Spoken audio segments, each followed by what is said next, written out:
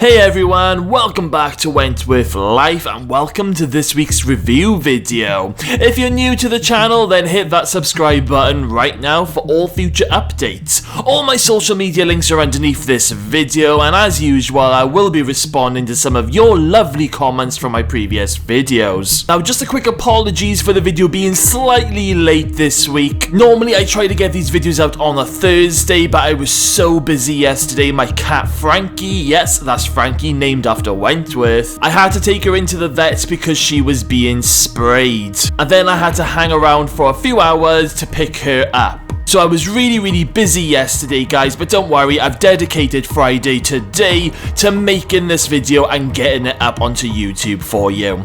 Right then, episode 8. Oh god, what an absolute mind bend of an episode. I have so many questions after this episode, particularly about Anne fucking Reynolds. Like, what the hell is going on with this woman? We really did enter a whole new level of crazy this week, and we aren't even at the final episode yet, guys. How on earth are we all gonna cope? There was a scene in this episode that absolutely devastated me. Like, I'm not even joking. I wasn't prepared for how this episode was going to end. I didn't realize it was gonna affect me quite as badly as it did. It caught me completely off guard, and I just wasn't expecting it. But before we get to that, let's start at the very beginning. So the episode begins with Lou and Judy playing basketball with some of the women, and Rita is sitting there watching Judy very closely. At one point, Judy throws the ball and tumbles down onto the floor, and I was like, yes, Judy, you stay down there.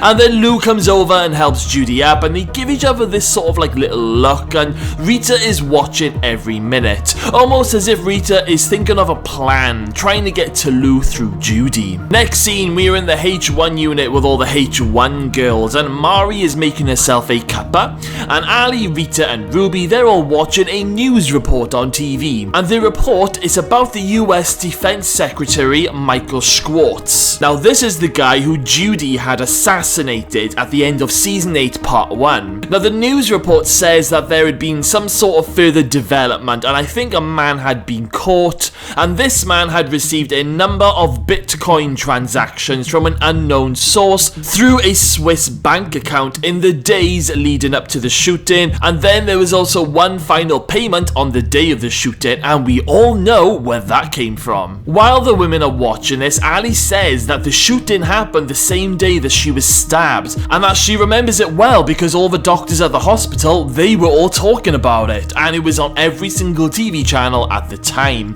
And this gets Rita thinking, and she ends up saying, maybe that's what Judy Bryant used Lou and Reb's money for, because Judy's fancy QC, that was crowdfunded. And Ali's like, whoa, wait a minute, you're not joking, are you? And Rita says whatever Judy used that money for, she was desperate enough to go after Ali with a shiv, not once, but twice. And I was like, yes, Rita, you are bang on. Oh, how I wish Rita was in Wentworth last season when Judy first arrived, because Rita would have been able to suss out Judy straight away. Rita goes on to say that Judy is in prison on a terrorist charge, so what if Judy really is one? And you're not wrong, Rita, the penny finally drops for all of them. Also, during this scene, Boomer comes out of her cell and she's not feeling very well, and she reckons that it was dodgy eggs that she ate. But then Ruby is like, maybe it's morning sickness, and asks Boomer, is she late? And then Boomer is like, late for what?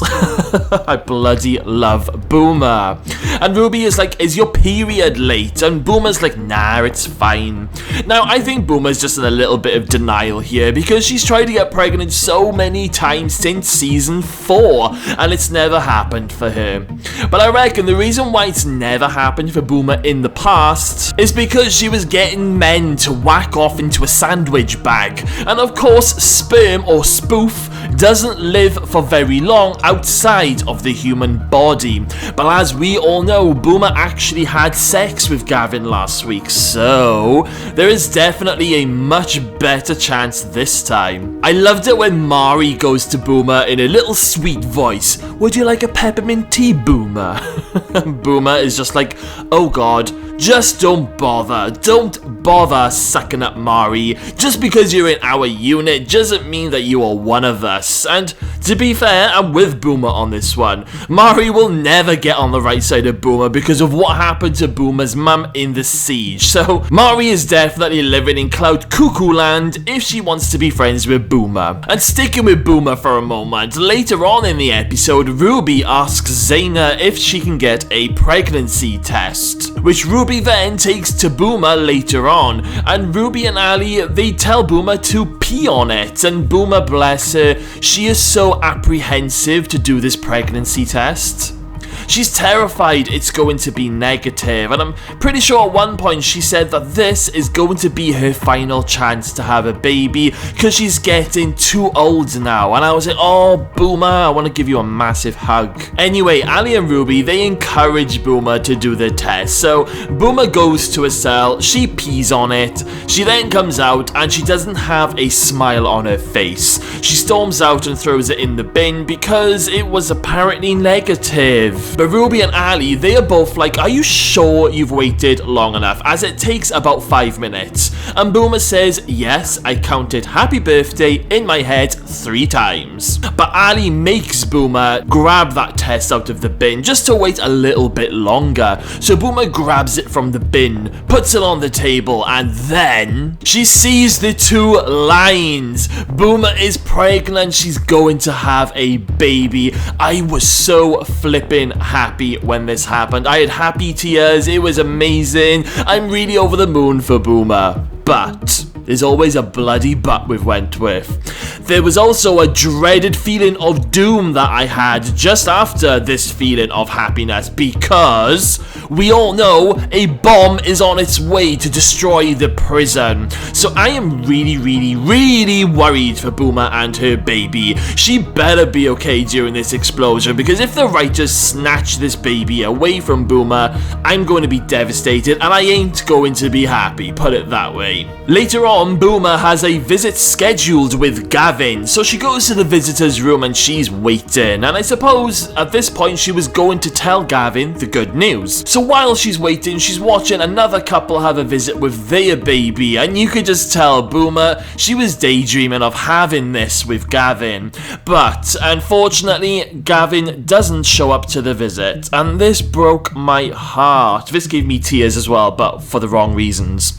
But saying that, do we think Gavin, is he even still alive? Remember last week I had this feeling that that NSO guy, he isn't an NSO guy at all. I think he's probably part of Judy's organization. So maybe this NSO guy, he's had Gavin killed, or has him as a hostage, and that's why Gavin didn't show up.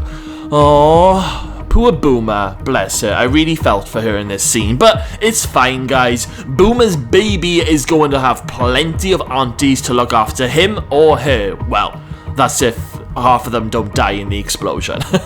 Okay, let me jump over to Mari, who spent most of this episode in the slot, which probably helped her to survive another episode, to be fair.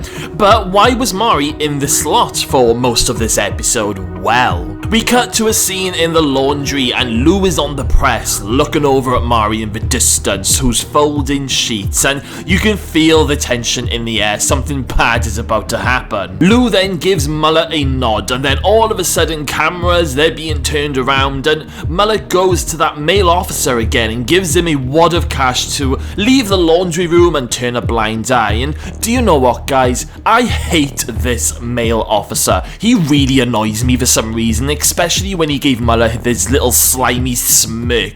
I just hate him. Like, how has this male officer not been suspended yet? I mean, haven't the higher authorities noticed that whenever he is on duty, someone always gets hurt, or it always seems to happen in the area when he's on duty? Like, what the hell is going on? I hope he dies in the explosion.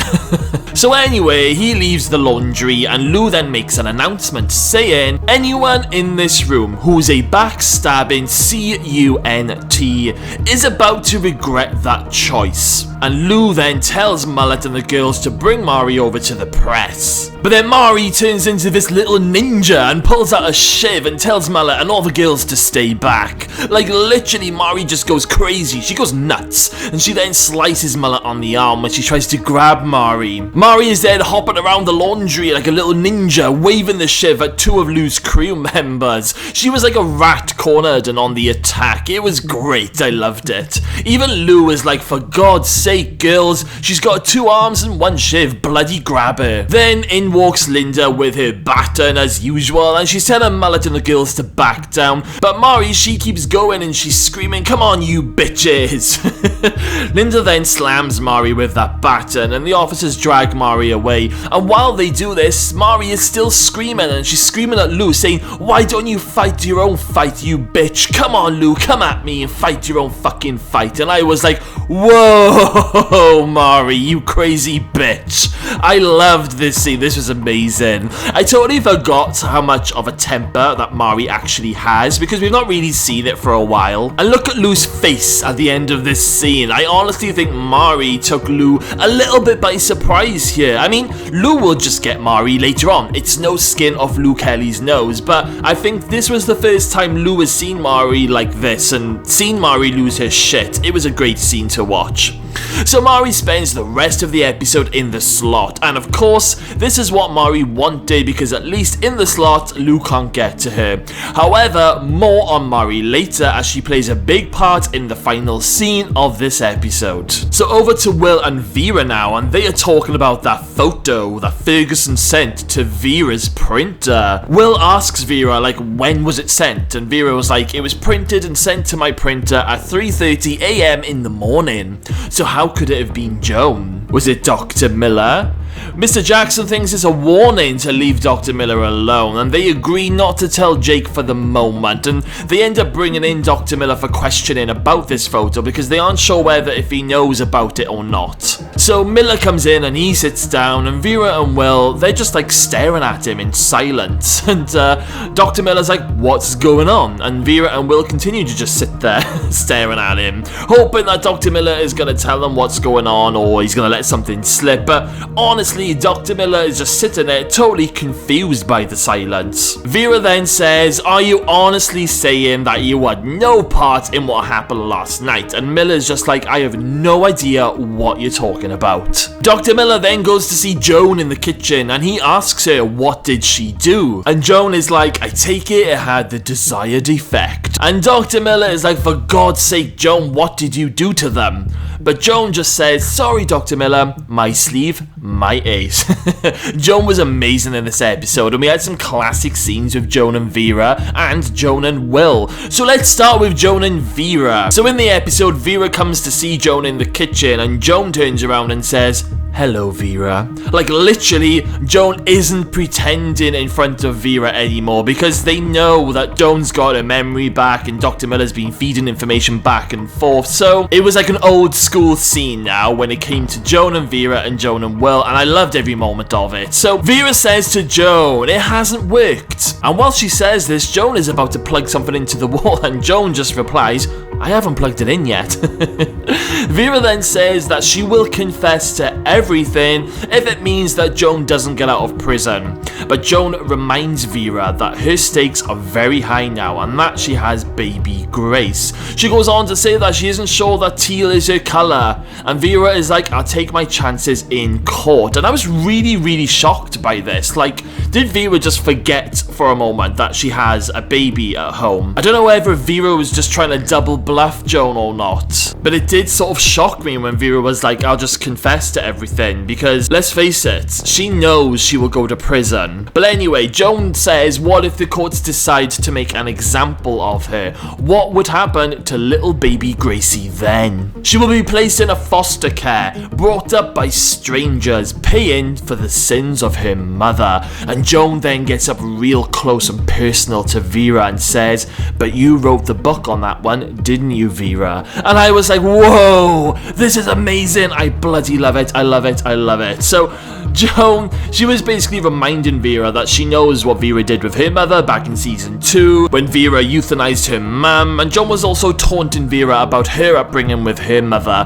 and I was just like, this is just so amazing. I've waited so long for a scene like this with Vera and Joan, and it did not disappoint. We also then have a scene with Joan and Will. So Will has called Joan to his office for a private chat and tells her to take a seat. He tells Joan that she has won. They won't go after her or Miller. He goes on to say that he doesn't care what happens to him or Jake, but Vera doesn't deserve to go down for this. And Joan replies saying, agreed. And Will is just like, he means it. That photo goes no further.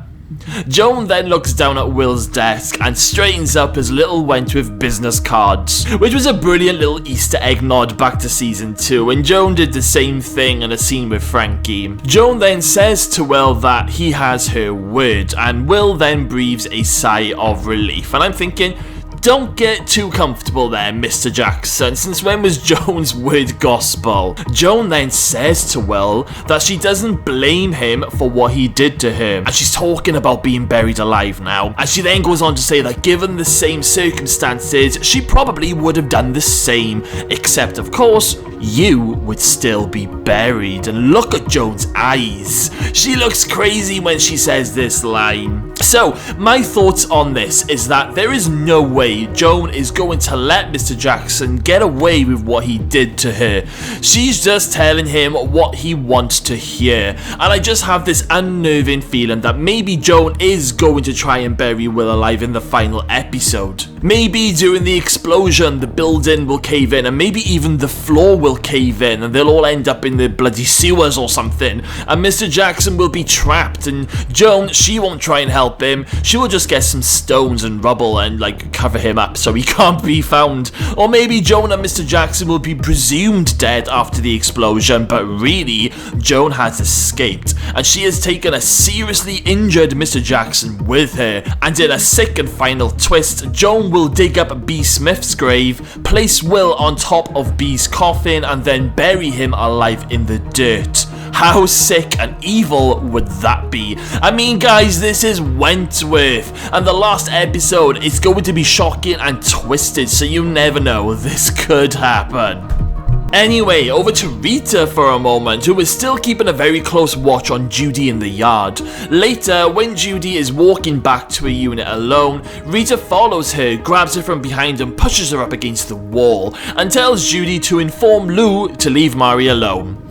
And Judy is like, oh, I will tell Lou about this, and I was like, Judy, was that supposed to scare Rita? Pfft, hilarious. Anyway, Rita replies saying, oh, I bet you will tell her, but have you told her about Schwartz and the Bitcoin transfer? And Judy then tries to make out that she doesn't know what Rita's talking about and tells Rita that she's insane, and Rita replies, and you're a terrorist. And this really rattles Judy, who of course goes running to Lou Kelly to tell her what's just happened. Judy tells Lou that it's not Mari you need to worry about, it's Rita Connors, and to be fair, Judy, I will agree with you on that one, you ain't wrong.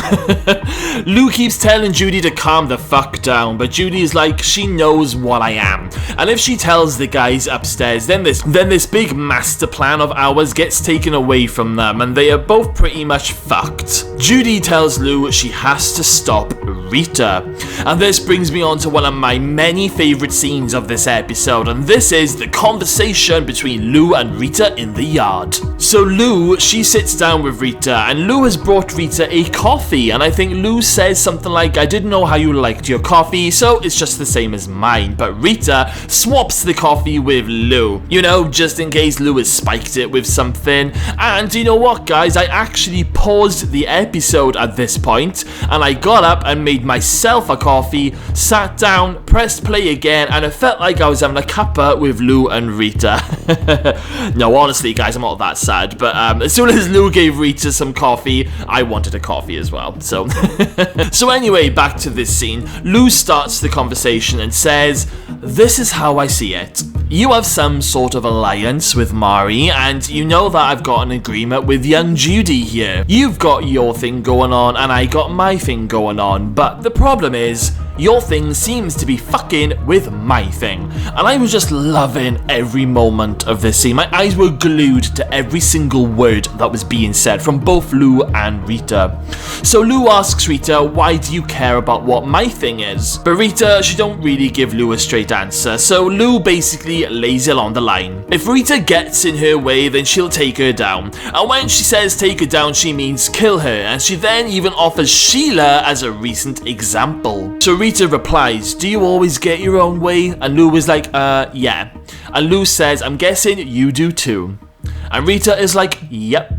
And Rita says, so one of them's gonna be disappointed. So Lou comes out with that famous line that we heard in one of the first Foxtel trailers when she says, you're at a crossroad and the path that you're on leads to war, and a lot of people that we know will end up dead. Is that something you want? So even though a lot of us, me included, thought that this was B. Smith's voice in the trailer, it was indeed Lou Kelly. But I gotta be honest guys, if you close your eyes while Lou is saying this, it does have a very similar B. Smith voice. Anyway, this isn't what Rita wants. She doesn't want many people to die, so Lou asks Rita, is this a bid for top dog? Because if it is, then she can have it, but Rita says she doesn't want to be top dog. So Lou's interested to know what is Rita's story and asks her if she's a screw lover, and Rita's like, why do you say that? And Lou says, well, I'm guessing Maria's told you that I'm gunning for those dickheads upstairs. So Rita asks Lou, what do you have planned? But Lou says that will spoil the big surprise. So Rita wants to know if Lou can guarantee that the women will be safe from this big plan, and Lou is like, nope, I can't guarantee that. That would just make me a liar. So Rita says to Lou, hurting more people won't take the pain away, it's just gonna create more pain. Jake then comes to get Rita as the police are here to see her. So Rita goes off and Lou continues to drink her coffee, and like I said guys, I think this scene was just absolutely outstanding. I loved it every inch of me. I was just glued to these two amazing characters having an intense conversation in the yard, trying to suss each other out without giving anything away, and it was just outstanding. So Rita has a visit from the police, and they have found that gun that Rita threw into the lake last year, and the police are like, your prints are on this gun. And Rita's like, yeah, because I took it off Jonesy and threw it into the lake, and then I showed you on the map where to find the weapon. The cops then turn around and say that they are arresting Rita for the murder of the cop Morelli.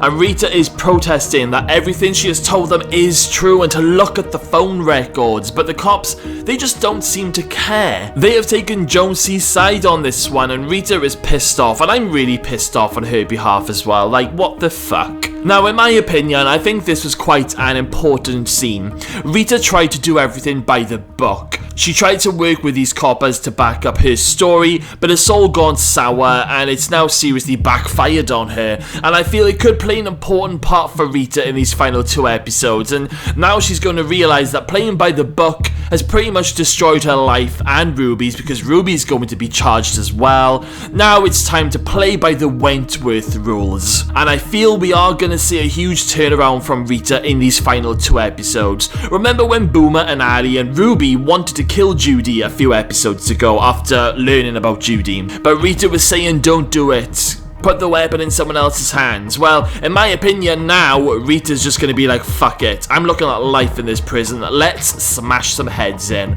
Can't flippin' wait. I did have a few tears in my eyes when Rita broke the news to Ruby, and Rita just started crying, saying that she's let their dad down, and I just felt so sad for them. Leah Purcell is amazing, and whenever she cries on screen, my god, she sets me off. We do find out later on as well that Ruby is also looking at 15 years in prison when Rita has a visit from her lawyer, and the lawyer says that the best thing to do now is just to look at making a plea. That male officer guy pops back up again when Lou pays him to get some information on what Rita's visit was all about, and he tells Lou that Rita and Ruby, they've been charged with murder. So Lou relays this information to Judy, but then Judy starts to panic again, and she thinks that Rita might use Judy's terrorist status for a plea bargain. Judy was doing my head in this episode. I mean, she does my head in anyway, but she was worse than usual this week. Judy was like this annoying fly that you just couldn't get rid of, because Judy kept kept asking Lou over and over and over again, what did Lou say to Mari about the plan while Lou and Mari were sleeping together. But Lou says, I didn't tell her anything, and Judy goes on and on and on, and I was like, shut the fuck up, Judy. She was so annoying. Anyway, Judy finally buggers off, and Lou goes into her cell, gets the phone that Mari was using to record all of those conversations, and she starts to listen to all the voice recordings. So I'm guessing Judy has rattled Lou a little bit at this point. I don't think Lou remembers everything that she has said to Mari, which is why she starts to listen to the voice recordings. In the scene, we watch Lou listen through some of the recordings, and we hear Lou telling Mari stories about Reb, and that Reb still had 2 baby teeth, and it did make me giggle and make me feel a little bit warm inside, because Lou was getting some comfort listening back to these conversations.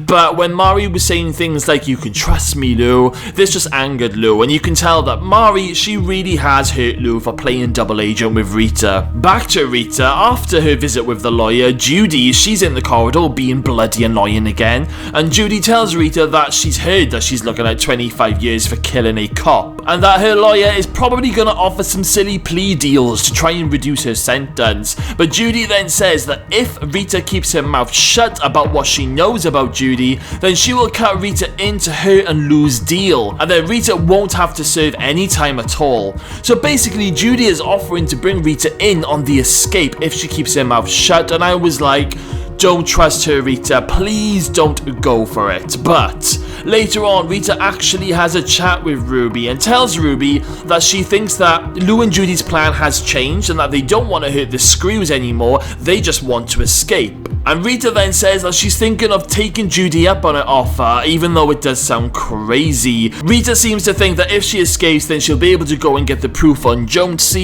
but Ruby is so annoyed that Rita would even consider trusting Judy after what she did to Ali, and I think at one point Ruby even says that she's disgusted and then leaves the cell. Now at this point in the episode, I can tell Rita, she's getting desperate. She's running out of options now, and everything's closing in on her, and it's making her make crazy decisions. I also feel that this was a bit of an Easter egg throwback to Frankie when she was trying to escape in order to get the truth about Mike Panisi. I'm loving all these little Easter eggs that they give to us. But in my opinion on this is that I really hope Rita doesn't take Judy up on her offer. You can't trust Judy at all. Not only that, but Lou has ordered a bomb, a huge bomb for this supposed escape plan that even Judy doesn't know about. So Rita, you need to keep well away from this escape/bomb plot. Anyway, Rita wasn't the only person to receive a visit from the police this week, no. Joan also had some police officers who wanted to see her, and it was the 2 police officers who have been investigating Joan since her escape all the way back from season 6. And they have discovered some interesting things. So Linda, she's outside the visitor's room, and Vera arrives and asks Linda, what's going on in there? And Linda's like, I have no idea. So Vera goes up to the window and she watches to see what's going on. The police have 2 passports on the table, and they ask Joan, do you recognize these? So Joan picks up the first one, and it's her passport, but it says Kath Maxwell on it. We saw this last year just before Joan was attacked. Joan then picks up the second passport. She opens it up, and there is a photo of baby Grace, and it says Grace Maxwell. Vera sees this from the window behind Joan, and Vera goes running into that office, grabs the passport, and she's like, that is my daughter. And she asks the cops, where did you find this? And they are like, they found it in a squat where a man was living where Joan was attacked. And look at Vera's face. Wow, that is one pissed off mum right there. This leads me on to a couple of crazy scenes that happened following on from this. So, Joan goes into the kitchen storeroom and she's starting to panic and lose control, and she's whispering and muttering to herself. Meanwhile, Vera goes to Joan's cell and she's like looking around and she sees Joan's mug on the side. Vera then goes to the fridge and sees that there is a carton of milk in there labelled with Kath's name. And Vera looks up in a menacing way as if she's had some crazy light bulb moment. Meanwhile, back in the kitchen storeroom, Joan is muttering to herself, kill or be killed. So Joan goes over to a power lead and cuts out the plastic and then pulls the wired cable out, puts it in her pocket. Now, at this moment of the episode, I was like, what the hell is going on? Are Vera and Joan plotting to kill each other? Like, what is going on? This is insane. We then lead on to a scene with Anne Reynolds, who is currently having a chat with the minister on the phone. Jake comes into Anne's office and sits down, and as soon as Anne comes off the phone, she waddles over to Jake in a very, like, sexual way, and basically says to Jake, let's fuck.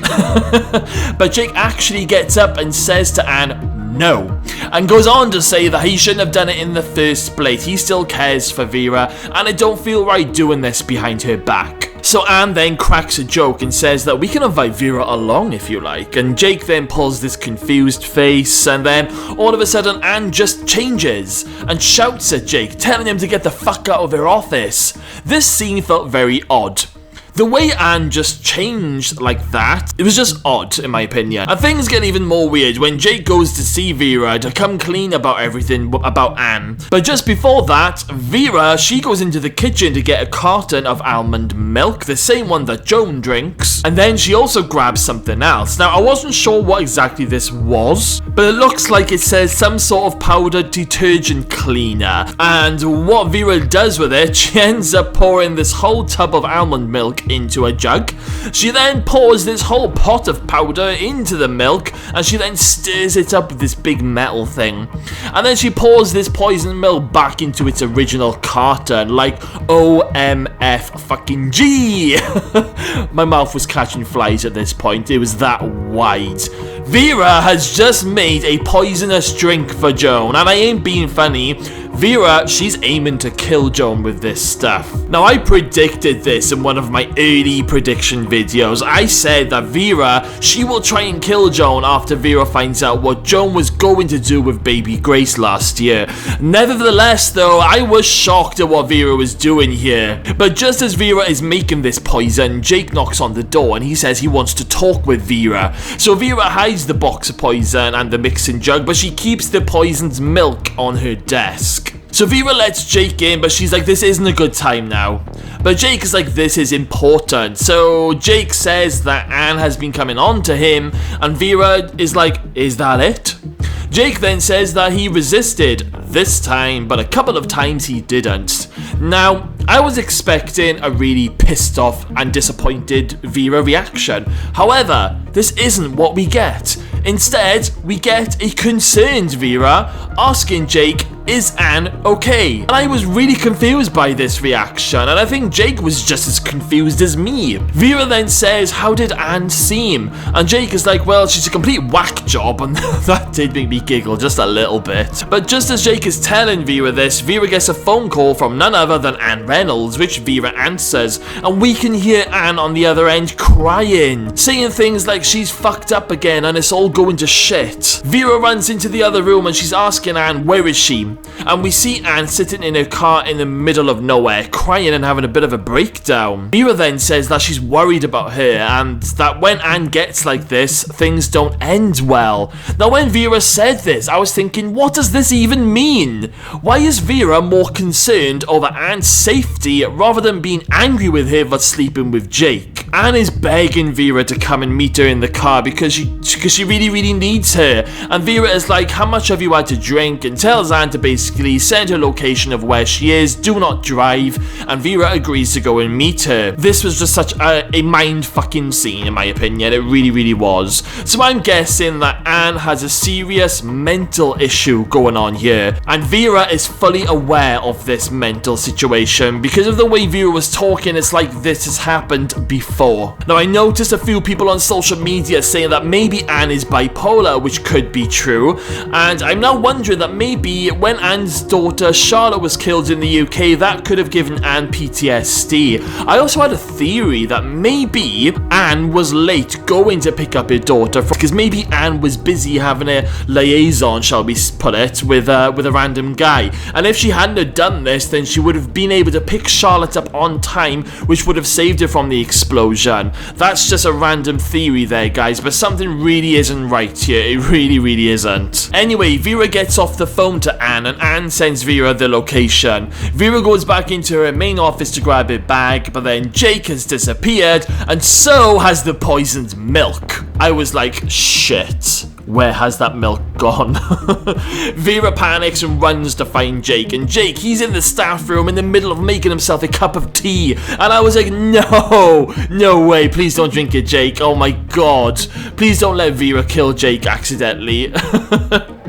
But Vera bursts in and she grabs the milk and she tips it away before Jake has a chance to drink any of it, and I was like, thank God for that. Vera then takes Jake back to her office and she tells him what she has just tried to do. That she poisoned the milk and she was going to give it to Ferguson. Vera then tells Jake about the passports and about the photo of the graveside, and Vera says that Ferguson, she's never going to stop. Vera then starts to panic and says that she can't lose baby Grace, and Jake starts to comfort Vera, and I really liked this scene because despite all this worry and plans and blackmails and schemes, this was bringing Vera and Jake closer together. Jake reminds Vera of how strong she is and that Ferguson, she's driving them all to this point. Vera then puts her hand onto Jake's hand and says that she just wants it to be over. Now, the shocking thing about this poisoned milk scene is what actor Bernard Curry, who plays Jake, said in a recent interview. The actor said that the writers had originally planned for baby Grace to drink this poisoned milk. Yes, you heard me correctly. That was an idea that was kicked around and it nearly became a reality, but for whatever reason, the idea was scrapped, and my god, I am so happy that they scrapped this idea because 1, I would have been totally devastated beyond belief, and 2, it would have completely ruined Vera's character. So I'm so happy they changed this to what we had on screen instead. My god, the fact that the writers even thought this up makes me very nervous for what they do actually have planned for the final episode. Oh, someone pass me the vodka. Okay, so the poisoned milk has been tipped down the drain, everyone is safe, but wait. Joan still has that wire that she stole from the kitchen. So the following day, Vera is in the library where she's putting papers and leaflets onto the tables, and in the background we have Joan lurking behind the bookshelves. Now, I actually jumped a little bit when Joan just sort of like appeared from nowhere. She was literally like Michael Myers from the Halloween films. So Joan's lurking and she has this wire in her hands and she's like getting ready to kill Vera. Vera is at a table and Joan starts to creep towards her and she's tightening this wire. She's getting ready to strangle her, and just as she's about to do it, in walks Anne Reynolds, and Joan quickly hides back behind the bookshelves. Then Anne Reynolds, god, she pissed me off in this scene, guys, she really did. So Anne comes in blazing at Vera for not showing up last night when she needed her. Like, honestly, Anne goes crazy in this scene and she's shouting and screaming at Vera at the top of her lungs, saying things like, I thought you were my friend, I needed you, and poor Vera, she can't get a word in edgeways, and Anne literally reduces Vera to tears in this scene. Like, there's something really wrong going on upstairs here, and I think she's properly starting to lose it, and I have a feeling after this row with Vera, Anne is now going to be worse than ever towards the staff and inmates in these last 2 episodes. So Anne storms out after calling Vera selfish and all the names out of the sun, and then Joan, who's just witnessed this blazing row, she starts to creep towards Vera again, getting ready to kill her. But Vera starts to sense that someone is in the room with her, and she turns around, but then all of a sudden Joan has gone and slipped out of the library. So the big question here is, why did Joan change her mind last minute? Was it something to do with the row with Anne Reynolds and Vera crying? I can't quite put my finger on this one, guys. Let me know your thoughts in the comments box below. Okay, so this now leads me on to a very intense final 5 minutes of this episode. So we see Mari in the slot and she's trying to get some sleep, but the woman next door keeps waking her up because this woman is asking for a phone call to her boyfriend, and then this reminds Mari something about a phone. She gets up and she's calling for Linda to get a message to Rita. It's so important, it's a matter of life and death. But Linda turns around and says that she'd rather do a favour for Hitler than do one for her. Oof. Brutal, Linda, brutal. So, what has got Mari worried? well. Lou is in her cell listening to some of those voice recordings again, and Rita's in the yard. She's going to see Ruby, and Rita tells her that she's made an appointment to see Mr. Jackson because she's going to tell him about Lou and Judy's escape. We then cut back to Lou, who was listening to a very interesting voice note, and we don't quite hear the whole thing that she's listening to because Lou is like rewinding and fast forwarding parts of this message. But look at Lou's face. She has just discovered something deadly. Linda then lets Mari out of the slot, and oh god, you can feel the tension building that something bad is about to happen. We then cut to Lou and her crew walking out into the yard, and Lou tells everyone to gather around nice and tight. Rita gets up and she's like, what's going on, Lou? And Lou says, Mari has made us a little special recording, and Lou shows the phone in her pocket. Mari is then dragged out to this little huddle in the yard by two of Lou's crew members, and Lou says, just in time, Mari. Now don't you give away any spoilers. Lou then plays this recording to everyone in the yard, and the recording is of Detective Joan spilling the beans about Rita to Mari. Well done, Scozza, you were spot on about Mari recording that conversation. Well done. So Detective Joan says that Rita was sent in by us. Rita is an undercover cop. Everyone then gasps, and Lou turns off the recording and tells the girls that Rita here is a cop. And Boomer is like, nah, this isn't true. And then Ruby speaks up saying that this is bullshit. I'm her sister, she ain't a copper. Jake is in the background with a few of the officers, and they can see that trouble is brewing. Rita then tries to bluff Lou by saying that whoever is on the recording is probably your brother, role-playing with Mari. But Lou is like, nice try, you are a dirty stinking pig. And Boomer shouts out to Lou saying, Lou, she's not a cop.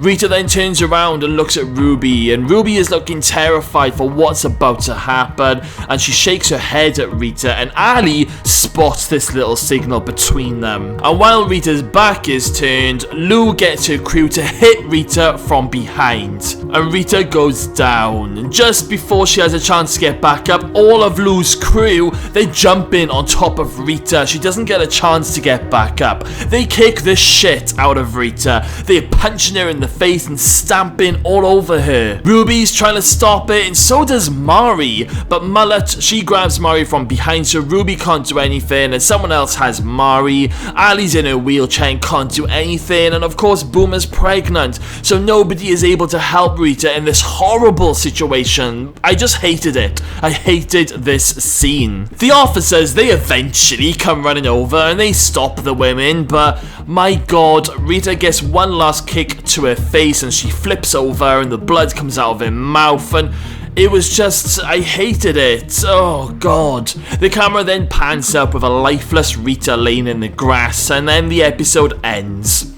My god, guys, I didn't like this at all. In fact, I was devastated when this happened to Rita. It affected me really badly. I don't know why, but it really did. I just felt so bad for Rita. However, we all know Rita survives, and knowing how strong Rita is, those women better watch out when she comes back, because Rita is now going to be coming for them. I also noticed that the music that they used in this final scene was the same music that they used in season 7 just after the women vote for Mari to be top dog, and I love that piece of music. It's so dramatic. Now, I knew it was all going to come out about Rita being a cop, and I knew it was going to be a big moment, but I just wasn't prepared for this at all. Despite this devastating ending, this was another amazing episode that really did shock me. Not just the Rita thing, but the Vera versus Joan thing too. So many shocks in one episode, it's giving me anxiety. So now that they've outed Rita as a cop and Rita's looking at 25 years in prison,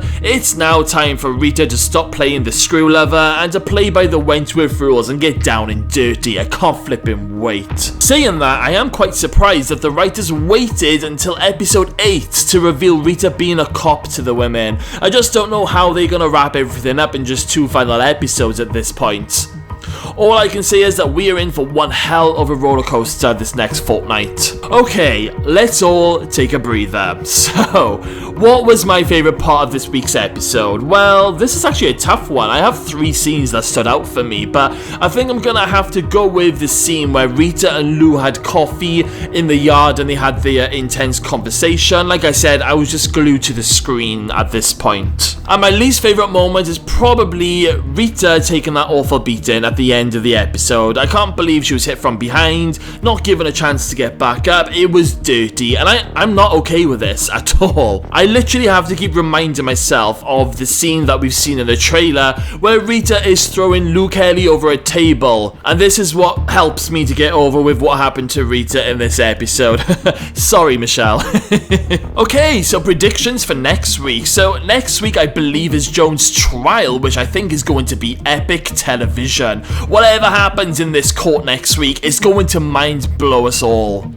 Will Joan walk free, or will Vera reveal to the court about what she found in Dr. Miller's file? Who knows, but either way it's going to be amazing. If Joan walks, then that will be a huge shock, but if it all goes wrong, I can see Joan having a complete meltdown in that court and going crazy. I personally don't think that she's going to walk free, but I think there's going to be a few twists, but I reckon Joan will be caught out. Her mask will slip, in my opinion, and that will set things up perfectly then for the final episode, where Joan will have nothing left to lose and will go on a killing spree. I reckon in the end Joan will have a final battle with Mr. Jackson and it's all gonna end brutally. Rita, she's gonna be back from hospital next week. Now, normally I think Rita would have been placed in protection after that, but Anne, she's closed it down, so Rita will be back in H Block next week and she will be coming for Lou and her crew. I did read in a magazine article that Ruby, she apparently turns her back on her sister Ruby, and she does this very publicly in front of the women in the dining room. Now I think this is just a setup. I think Rita, she'll tell Ruby to do this because she doesn't want Ruby in any danger after the cop reveal thing. I honestly think next week could be Mari's final episode. I mean, she only survived this week because she got herself slotted, so I reckon by the end of next week's episode Mari could be dead. I think Anne is going to get more and more mentally unstable and she's going to make the women's lives hell. Like, I honestly think even Linda, she might start getting worried about Anne before too long. Boomer just needs to stay out of all the bad things going on in the prison and keep herself and her baby safe. Anyway guys, what did you think of this week's episode? Were you devastated when Rita was beaten up? Were you shocked that Vera took such drastic action? And do you think Mari's time is finally up? Let me know all your thoughts and predictions in the comments box below. And on that note, it's now time for some comment replies. So we have John Gregory. Love your analysis so much, Craig. As Wentworth keeps getting better, so do your reviews. This review is pure art with your fine detail of screenshot selection. Your feelings in response to the scenes resonate. I love your predictions. I definitely think you could have a role for the show. As a Melbourne boy, born and bred but living in the UK, I love to hear the passion and love for our best ever Australian TV show delivered in a Welsh accent. I vote for you being offered a role by Foxtel to create official special feature shows that celebrate the series and give you direct access to the cast, crew and writers. Wow, John.